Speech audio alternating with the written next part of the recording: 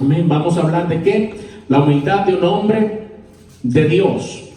Y vamos a usar en esta mañana de ejemplo a Moisés. Números capítulo 12, versículo 3 de la versión Reina Valera 1960 dice lo siguiente: en el nombre del Padre, del Hijo y del Espíritu Santo. Y aquel varón Moisés era muy manso, más que todos los hombres que había sobre la tierra. Ahora la versión Nueva Traducción Viviente dice lo siguiente, dice: ahora bien, Moisés era muy humilde, más que cualquier otra persona en la tierra. Padre, te damos gracias, Señor, por esta tu palabra. Te pedimos, Señor, que nos edifiques de manera especial a través de ella. Bendice cada hogar aquí representado. Bendice a aquellos que no pudieron llegar en esta mañana. Señor, háblanos como solo tú puedes hablarnos en este día, para que podamos entender, Señor, lo que es la humildad de un hombre de Dios. Te pedimos todas estas cosas, Señor, en el nombre poderoso de Jesús. Y el pueblo de Dios dice: amén. Se pueden sentar, hermanos. La humildad de un hombre de Dios. Como les dije, la Nueva Traducción Viviente dice que Moisés era muy humilde, más que cualquier otra persona en la tierra. Moisés es uno de los más grandes hombres del Antiguo Testamento. Sin embargo, la historia en la Biblia nos cuenta como no tenía nada demasiado especial o que fuera de destacar. Era muy melancólico y con frecuencia se desesperaba por tener que cargar con el pueblo. También era tartamudo y sin embargo se tuvo que presentar ante el faraón. Sin embargo, aquí vemos una cualidad fundamental de su persona, y es que Moisés era un hombre humilde. Eso es lo que la Biblia nos dice. Nosotros hoy día gustamos de que cualquier cosa que hacemos se vea para poder presumir o incluso para que la gente nos mire con agrado. Muchas veces nosotros hacemos ciertas cosas simplemente para que la gente nos vea. Queremos ayudar a alguien y lo hacemos asegurándonos de que alguien nos está mirando para que la gente reconozca lo que estamos haciendo. Muchas veces cuando las cosas requieren trabajo y esfuerzo, no las queremos hacer porque nadie nos está mirando. Moisés, por otro lado, hacía todas las cosas que hacía y no estaba pendiente a nada de esas cosas ni presumía delante de ninguna persona de lo que él estaba haciendo. Él nunca presumió de lo que había hecho, nunca echó en cara su autoridad al pueblo que le seguía. A veces se enfadaba o decía: ¿por qué a mí? Pero es que la gente con la que le tocó trabajar a Moisés era en verdad un poco difícil de soportar. La gente con la que Moisés tenía que trabajar y lidiar decían cosas como: ¿por qué no nos dejaste en Egipto? Allí teníamos variedad de comida. ¿Por qué no nos has traído aquí? ¿Por qué nos has traído aquí a morir en el desierto? Moisés ya no volverá cuando subió al monte Sinaí. Hagamos un becerro de oro. Ese era el tipo de persona con la que Moisés estaba lidiando. No eran personas fáciles. Mas sin embargo, Moisés nunca sacó eso en cara. Moisés lidió con ellos porque el Señor le había dado una instrucción, y él, a pesar de que se sentía que no estaba capacitado para hacerlo, él entendía que Dios lo había llamado a hacer esa obra y él tenía que hacerla por encima de cualquier otra cosa. Ellos decían muchas cosas más. Cuando leemos la Biblia lo podemos ver. A Moisés le correspondía juzgar al pueblo cada día, hasta que le dijeron que podía preparar a otros para juzgar en su lugar. Los melancólicos suelen cargar con la responsabilidad de ellos mismos y les cuesta pedir ayuda.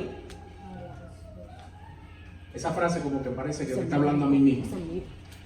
Además, Moisés subió y bajó varias veces al Sinaí con una edad avanzada y sin embargo nunca se engrandeció a sí mismo por toda esta obra que hizo. Santo. Si seguimos leyendo la Biblia un poco más, Números capítulo 12, versículos 6 y 8, la palabra del Señor nos dice: y él les dijo: oíd ahora mis palabras. Cuando haya entre vosotros profeta de Jehová, le apareceré en visión, en sueños hablaré con él. No así a mi siervo Moisés, que fiel en toda mi casa. Cara a cara hablaré con él y claramente, y no por figuras, y verá la apariencia de Jehová. ¿Por qué pues no tuvisteis temor de hablar contra mi siervo Moisés? Santo Señor Jesús, wow. El que tiene un amigo famoso presume de él. Si hay algo de poder presumir y enorgullecerse es de tener a Dios por amigo y hablar con él cara a cara. Mas sin embargo, Moisés en cambio era humilde y nunca hizo eso. Yo quisiera hacer un paréntesis aquí porque hoy día vemos a mucha gente en el ministerio, en la iglesia, en posiciones de liderato, que es de lo que siempre hablo. Yo siempre hablo con el Señor. El Señor me visita cuando me estoy afeitando en la mañana. El Señor me ha llevado allá unas tantas veces. El Señor esto, el Señor aquello. Tengo esta relación con el Señor, siempre presumiendo de la relación con el Señor. Mas sin embargo, cuando leemos la Biblia, Moisés, quien se encontró con el Señor una y otra vez, no lo vemos presumiendo esas cosas. ¿Por qué? Porque Moisés era un hombre de Dios humilde. Santo Señor Jesús. No tenía nada que presumir. Eso yo creo que nos sirve de guía cuando estamos lidiando con otras personas en este tiempo en el que estamos viviendo, que nos hablan de una manera que nos da a entender que no son humildes. Y yo creo que es una forma de identificar a un hombre o una mujer de Dios. Cuando un hombre y una mujer no son humildes, creo que puede servirnos como una manera de identificar si realmente son o no son de Dios. Porque los hombres y las mujeres de Dios son humildes. Entienden que ellos no tienen nada que no venga del Señor. Santo. Moisés entendía eso. El pueblo era guiado por Moisés junto con su hermano Aarón, que era el jefe de los sacerdotes, por así decirlo. La Biblia nos dice que en un determinado momento Moisés tomó por esposa a su mujer egipcia y al parecer de ahí es que venía la murmuración de la que el texto nos habla en Números 12, 1 y número 2. ¿Qué culpa tenía esa mujer? ¿Cómo podían olvidar lo mucho que ya había hecho Moisés? Sin embargo, estas personas sí lo olvidaron y murmuraban contra él. La murmuración viene muchas veces por algo que se toma como pie para atacar a cualquier persona. Santo. Las personas somos así, nos agarramos a una falta para desprestigiar a una persona enteramente, olvidándonos de cualquier otra cosa buena que ya pueda haber hecho y tratar de tirarla completamente abajo. En este caso Moisés ni siquiera había hecho nada malo. En esos tiempos era normal vivir la vida como él la estaba viviendo. Pero probablemente se trataba de quizás un tema de racismo porque la mujer era egipcia y no era de la raza de Moisés. Centrándonos en la humildad, si recorremos la Biblia, podemos ver que todos los hombres y mujeres con los que Dios ha tratado y hablado eran personas humildes. No eran personas presuntuosas ni presumidas. No era un hombre humilde, Abraham también, Jacob, José, Moisés, todos ellos eran personas humildes. De igual forma observamos esa virtud en las mujeres de la Biblia, de Esther, de Ruth, de María. El rey David solía decir al Señor: ¿quién soy yo para que de mí te acuerdes? Mostrando su humildad a pesar de ser uno de los reyes más poderosos del mundo antiguo. El rey Salomón, muy rico y poderoso, le pidió al Señor, le dijo al Señor: soy solo muchacho y no sé cómo comportarme. Creo que si Dios hablaba con Moisés directamente era por su humildad. Si seguimos leyendo el pasaje en Números capítulo 12, vemos que Moisés ni siquiera abrió su boca para defenderse, sino que fue Dios quien lo defendió de los que estaban acusándole. Las personas defensivas suelen ser orgullosas, pero ese no era el caso de Moisés. Moisés entendía una cosa importante, y es que Dios lo hizo para él. Dios lo hizo para él. Un escritor, Agustín de Hipona, dijo una vez: Dios nos hizo para él y nuestro corazón estará inquieto hasta que descanse en él.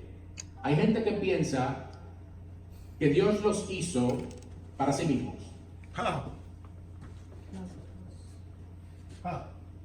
Por eso es que todo lo que le importa es solamente ellos. Mi casa, mi carro, mi trabajo, mis finanzas, Mi motora. Mi motora. Era Nicolás. Sí. Nicolás. Cualquier parecido con la realidad puede coincidencia. Son personas que piensan que Dios les creó exclusivamente para que ellos tengan un tipo de vida. Y todo lo contrario es que Dios nos creó para Él. Imagínese un pintor que pinta un cuadro. ¿Qué hace si no le gusta el cuadro? Pues probablemente lo tira, lo bota. ¿Por qué? Porque el cuadro lo ha hecho para él mismo. Ahora imagínese usted, si el mismo pintor que pinta otro cuadro y tampoco le gusta, pero alguien, probablemente un amigo, le dice, regálame lo que a mí sí me gusta. En este caso el pintor, en lugar de tirarlo, lo regala. De todas formas el pintor lo hizo para él mismo, solo que en este caso le agrada regalárselo a su amigo.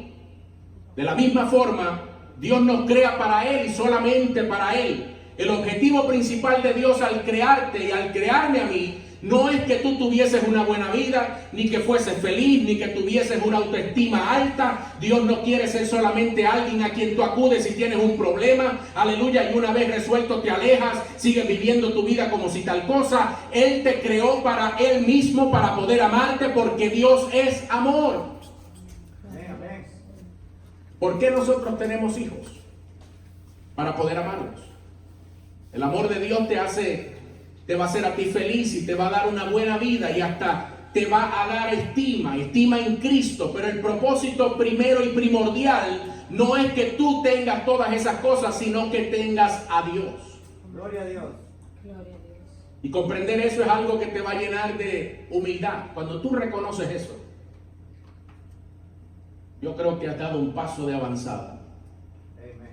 Cuando tú reconoces que no hay nada de lo que tú te puedas enorgullecer, porque todo lo que tú tienes le pertenece al Señor, porque todo lo que tú tienes te lo ha dado el Señor. La casa que tienes, grande o pequeña, te la dio el Señor. El carro que tienes, bueno o malo, te lo ha dado el Señor. La familia que tienes, buena o mala, te la ha dado el Señor. Los recursos económicos que tú tienes, pocos o muchos, te los ha dado el Señor. El esposo que tienes, la familia que tienes, la iglesia que tienes, la comunidad en la que vives, la nación en la que estás, todo te lo ha dado el Señor. Por lo tanto, nosotros no tenemos nada de qué enorgullecernos. Amén. Amén. La ropa que nos ponemos, todo nos lo ha dado el Señor. Amén. El hecho de que nos pudimos levantar en esta mañana y respirar, que a veces lo tomamos como algo ligero, pero alguien en esta mañana no se levantó. Alguien en esta mañana no pudo decirle buenos días a un ser querido. Pero usted y yo, por alguna razón y propósito del Señor, estamos en este lugar vivos, Amén. Amén. con algún propósito. Buenos De días, Dios. buenos días. Amén. Gloria a Dios. Jesús decía, yo solo digo lo que el Padre me ha dicho, yo solo hago lo que el Padre me ha dicho que haga, hágase tu voluntad y no la mía. Jesús entendía que nosotros hacemos todo para el Padre Santo. y por el Padre. Hemos visto que el mayor regalo que Dios puede hacer es darse a sí mismo. Él quiere tenerte en sus brazos, Él quiere amarte, Él quiere derretirte de amor cuando tú lo contemplas, porque tú eres suyo y Él te hizo para Él. Amén. Gloria a Dios. Él te hizo para Él, por eso es que a Dios le agrada cuando tú vienes a la iglesia y levantas tus manos y le adoras, porque Él puede ver a su creación adorándole a Él. ¿Por qué? Porque Él te hizo para Él y Él, aleluya, se agrada cuando tú le adoras en espíritu y en verdad. Santo. Amén. Amén. Santo Dios. Entonces tenemos que entender eso, hermanos, porque muchas veces hoy estamos viviendo en esta cultura donde todo el mundo se enorgullece de las cosas, donde yo tengo un mejor carro que tú, Yo tengo una mejor casa que tú, yo tengo un mejor trabajo que tú, yo tengo una iglesia mejor que la tuya, yo tengo más gente que tú, yo tengo un edificio más grande que el tuyo, yo tengo un grupo de adoración mejor que el tuyo, yo tengo un mejor bajo, una mejor batería. Y nada de esas cosas realmente son de la persona que se está enorgulleciendo de decir tenerlas. Son cosas que Dios ha permitido que tú tengas con algún propósito, y en vez de estar enorgulleciéndote, debieras darle gracias a Dios porque tienes esas cosas, porque a Dios le plació dártelas. Amén, amén, amén. Pero mi materia es la mejor. Dios te ha hecho para Él y para que Dios pueda estar contigo. La humildad es necesaria. Mira este texto de Isaías capítulo 57 versículo 15. Dice: porque así dijo el alto y sublime, el que habita la eternidad y cuyo nombre es el santo. Yo habito en la altura y la santidad y con el quebrantado y humilde de espíritu, para hacer vivir el espíritu de los humildes y para vivificar el corazón de los quebrantados. Amén, amén. Dios habita en un lugar alto y sublime. Claro está que ese es el cielo, pero ¿dónde habita también? Con el contrito y con el humilde de espíritu. Oh, Dios. Además dice que reanima el espíritu de los humildes y les da aliento. Amén. El que es orgulloso recibe el aliento de sí mismo,